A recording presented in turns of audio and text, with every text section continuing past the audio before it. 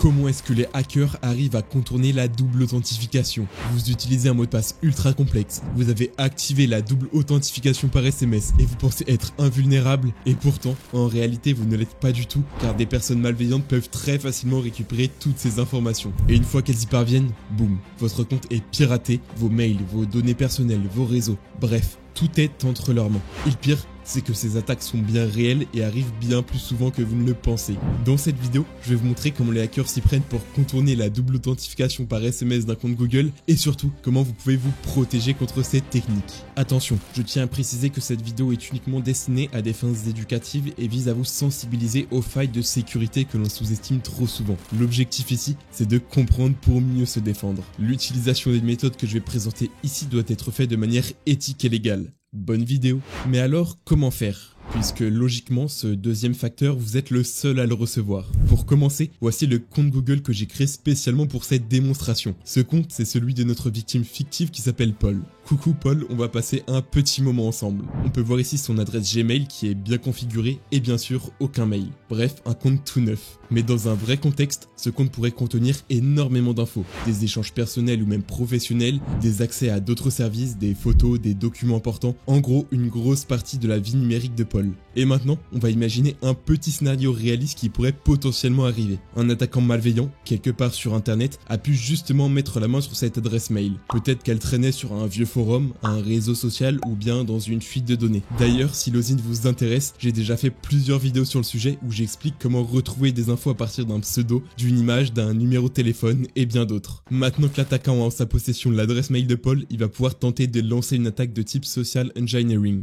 L'objectif, tromper Paul, lui faire croire qu'il a affaire à un service officiel, généralement un site web et dans ce cas Google, et le pousser à lui donner ses identifiants de connexion et y compris son fameux code de double authentification. Pour que tout soit bien clair pendant la démo, je vais afficher en haut de l'écran les deux rôles principaux. D'un côté, on a Paul, notre victime, et de l'autre, on a l'attaquant ou le hacker qui va tenter d'entrer dans son compte. Ce que l'attaquant va faire maintenant, c'est recréer la page de connexion officielle de Google. Exactement la même. Même design, même champ, même logo, bref, une copie parfaite pour tromper la victime. Regardez ici, on est sur la vraie page avec le champ pour l'adresse mail et le mot de passe. Et si Paul a activé la double authentification par SMS, ce qui est le cas ici, alors après avoir entré son mail et son mot de passe, Google va logiquement demander le code de vérification envoyé par SMS. Donc pour que tout ça fonctionne, l'attaquant a besoin de reproduire ces deux pages. La première pour le mot de passe et la seconde pour le code 2FA. Alors comment il fait ça? C'est assez simple techniquement. Il suffit de faire clic droit sur la vraie page Google, puis inspecter, et dans l'onglet inspecteur, on fait de nouveaux clics droits en haut de la page et on choisit modifier comme HTML. Ensuite, on copie tout le code HTML et on va le coller dans un éditeur de texte. Ici par exemple, j'utilise Sublime Text, mais n'importe quel éditeur fait l'affaire.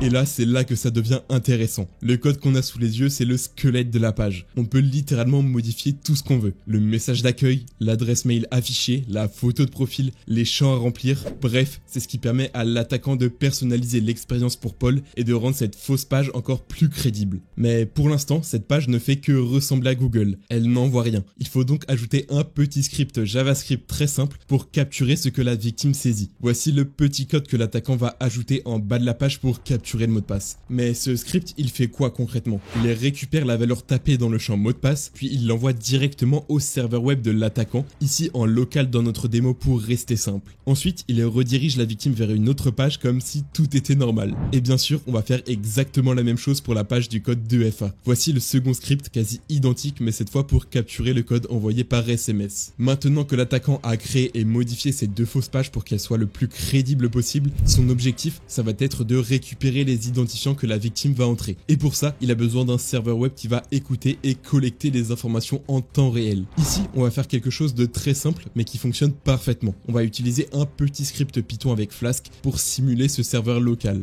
Tout d'abord, le code permet d'écouter les requêtes entrantes sur les routes hautes et 2FA, c'est-à-dire les deux étapes où la victime va entrer son mot de passe puis son code de vérification. Il affiche directement dans le terminal les identifiants reçus et enfin, il envoie vers la fausse page de login en premier et une fois le mot de passe envoyé, il le redirige automatiquement vers la fausse page de code 2FA. Maintenant, si on lance ce script Python, on voit que le serveur écoute sur le port 5000 en local. Et évidemment, pour rendre ce serveur accessible sur internet, ce qui est souvent le cas dans une attaque réelle, il est possible soit d'avoir un nom de domaine avec un certificat pour le rendre plus crédible, soit d'utiliser ngrok pour exposer le serveur local de manière temporaire. Maintenant que le serveur est prêt et que la fausse page est en ligne, il ne reste plus qu'une chose, attirer la victime dessus. L'objectif est simple, faire cliquer Paul sur un lien malveillant de phishing qui va le rediriger directement vers notre fausse page Google. Pour cette démo, on va faire simple et utiliser un service comme Anonymous Email. Ce genre d'outil permet d'envoyer un mail sans révéler sa vraie identité, ce qui est parfait pour simuler un phishing crédible. Voici ce qu'on va faire. On choisit un nom d'expéditeur convaincant, par exemple sécurité Google. En destinataire, on rentre l'adresse de Paul. Et pour l'objet, quelque chose d'inquiétant mais crédible comme activité suspecte détectée sur votre compte Google. Ensuite, on rédige un mail professionnel propre avec une mise en forme correcte. Bref, quelque chose qui inspire confiance. Et surtout, on ajoute le lien vers notre serveur local comme ceci. Une fois le mail prêt, on l'envoie.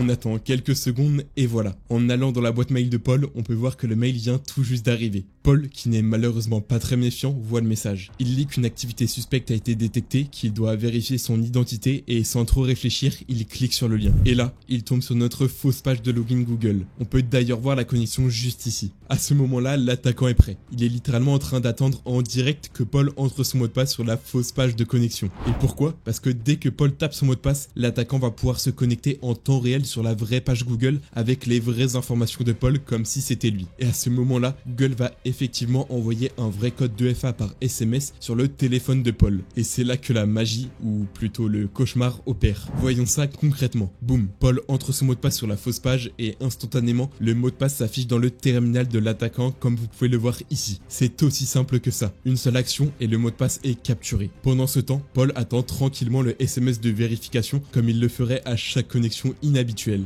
Et là, l'attaquant prend le relais. Il va directement sur la vraie page Google, entre l'adresse email de Paul, le mot de passe qu'il vient tout juste de récupérer et il déclenche l'envoi du vrai code 2FA. Google pense que c'est Paul, donc il envoie le SMS au vrai numéro de la victime. Et donc, la victime reçoit effectivement un vrai message de Google contenant un code de vérification comme d'habitude. On peut voir ici la capture d'écran de mon téléphone où le code est bien arrivé. Sauf que Paul, sans se douter de rien, entre ce code dans la fausse page. Et à ce moment-là, ce qui se passe, c'est exactement ce qu'on a prévu. Paul est redirigé vers une page de connexion classique. Il croit peut-être qu'il s'est trompé ou qu'il doit recommencer. Pendant ce temps, le code est capturé par le serveur de l'attaquant, affiché directement dans le terminal. Et là, c'est terminé. L'attaquant prend le code 2FA, retourne sur la vraie page Google, le code valide et il est connecté sur le vrai compte. Il a maintenant un accès complet. Les mails, les documents, les photos, l'historique, les sessions synchronisées, tout est entre ses mains. Alors maintenant, il est grand temps de répondre à la vraie question. Comment éviter ce genre d'attaque? Comment faire en sorte que ce type de piège ne fonctionne pas sur vous? La double authentification, ou MFA, c'est le fait d'ajouter un second facteur pour vérifier votre identité. Ça peut être un mot de passe plus un SMS, une appli d'authentification, une empreinte digitale ou même une clé de sécurité physique. Le but, c'est d'éviter qu'un simple mot de passe volé permette d'accéder à votre compte. Mais attention, le SMS est l'une des méthodes les plus faibles. Et comme on l'a vu, elle peut être contournée via du phishing. Bien sûr, il existe des sécurités beaucoup plus avancées sur Google. Par exemple, parfois, il faut cliquer sur un chiffre affiché sur votre téléphone ou valider une demande dans l'appli Google. Donc non, ce n'est pas toujours aussi simple. Mais cette vidéo vous montre à quel point certaines personnes peuvent encore se faire avoir parce qu'il y a énormément de comptes qui utilisent encore la 2FA par SMS. De plus, faites attention aux informations que vous partagez publiquement, méfiez-vous des mails de phishing et surtout, sensibilisez les personnes autour de vous car connaître ces attaques, c'est déjà s'en protéger. Et voilà, vous venez de voir comment les hackers peuvent contourner la double authentification par SMS et à quel point ces techniques peuvent être redoutablement efficaces. Ces méthodes peuvent paraître simples, mais elles sont utilisées tous les jours pour piéger des personnes mal informées. D'où l'importance d'être toujours vigilant, de comprendre les limites de la 2FA et surtout comment vous en protéger au mieux. Si cette vidéo vous a été utile, n'hésitez pas à poser vos questions ou retours en commentaire. Et si ça vous a plu, pensez à liker, partager et à vous abonner pour soutenir la chaîne. Merci.